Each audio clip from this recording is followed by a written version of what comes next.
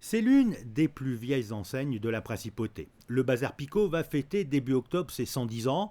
Dans ce vaste espace de 140 mètres carrés qui fait figure de grande surface, on y trouve de tout ou presque. Des produits rétro, traditionnels et les dernières nouveautés. Un vieux commerce qui a ouvert ses portes dans le quartier Saint-Charles en 1905. À l'époque, ce sont François Picot et son fils Nicanor, deux Italiens du nord de Turin, qui en sont les propriétaires. Aujourd'hui, la boutique est tenue par les frères Dominique et Georges, arrière-petits-fils de François et petits-fils de Nicanor. Ils représentent la 4e génération des Picot. Comment on arrive à traverser les décennies comme vous le faites ? Bonne question, en se remettant en question à chaque instant et en essayant de s'adapter à la demande du client et toujours essayer d'être réactif le plus rapidement possible, quoi. Surtout être à l'écoute et à l'attente du client, donc de lui donner satisfaction. Depuis plus de 40 ans, Dominique et Georges continuent de développer la plus célèbre droguerie de Monaco et se plient en 4 pour satisfaire leurs clients, le palais princier, les institutions, les collectivités, les hôtels, les restaurants, ainsi que les syndics d'immeubles. J'habite Monaco et c'est une maison qui est ouverte déjà depuis toute ma petite enfance. J'ai toujours connu le Bazar Picot, donc je viens régulièrement. Qu'est-ce qui vous plaît ? On trouve de tout ici ? C'est exactement ça. C'est vraiment, on y trouve tout ce que... Vraiment même, on n'imagine pas des fois qu'on peut trouver certains articles.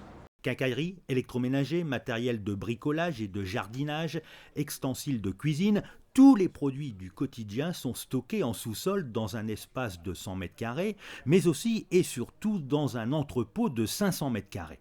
Dominique se souvient que cet entrepôt a appartenu à un forgeron. Il se rappelle bien de cette époque et de ses souvenirs qui vont avec. On a des cuillères à sel en os. Bon. Des cuillères à sel en os. Oui, ce sont des toutes petites cuillères qui étaient faites en os, mais que ça date de mes grands-parents. Bon, on n'en vend plus, je vous le dis de suite. On doit en avoir quelque part dans un coin, ou des coupes-papier même en os. Il y avait des peignes à poux en os aussi, qui étaient faits.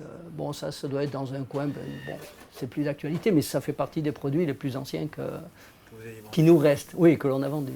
L'arrivée des grandes surfaces a parfois mis à mal le commerce, mais les frères Picot n'ont jamais baissé les bras. On a beaucoup souffert lorsque Carrefour s'est ouvert en principauté, mais là, justement, on a essayé de proposer à notre clientèle quelque chose que les grandes surfaces ne proposaient pas à l'époque.